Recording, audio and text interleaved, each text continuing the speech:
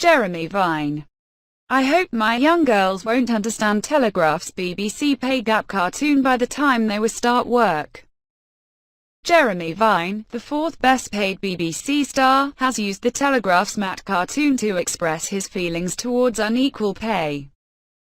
The BBC Radio 2 presenter said he hopes his young daughters wouldn't understand what it was like to live in a world with a gender pay gap by the time they are of working age.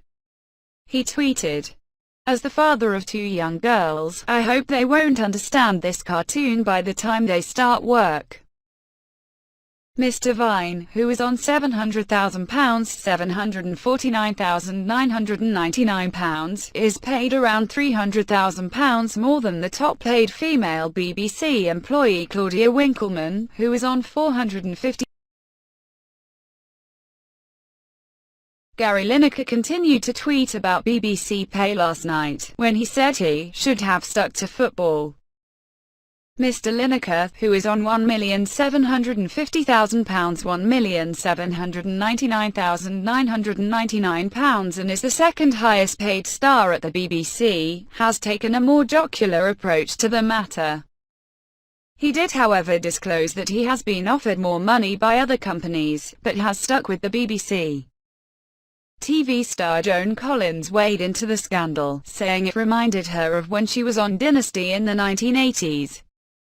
She said, "Oh dear, only couple of actresses on BBC Rich list reminds me when John Forsyth contractually had to receive much more than me on Dynasty."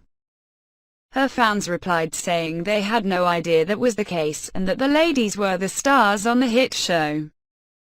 Woman's Hour presenter Jane Garvey has continued to tweet on the matter, saying she needed a pint of sang-froid before discussing the pay gap on her show.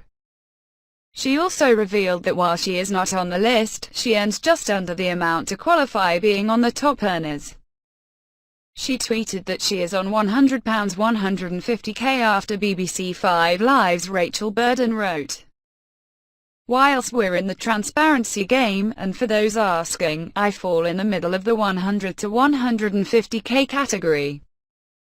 Jenny Murray, her co-presenter who is also not on the list, said on Radio 4's Woman's Hour that she and Jane Garvey are #not on the list. She said, "There are situations where a man and a woman sit together, they do the same number of programs in a year, they do the same number of hours, and the pay is different." She then interviewed BBC correspondent Nick Hyam about the lack of black and ethnic minority people who are high paid at the broadcaster.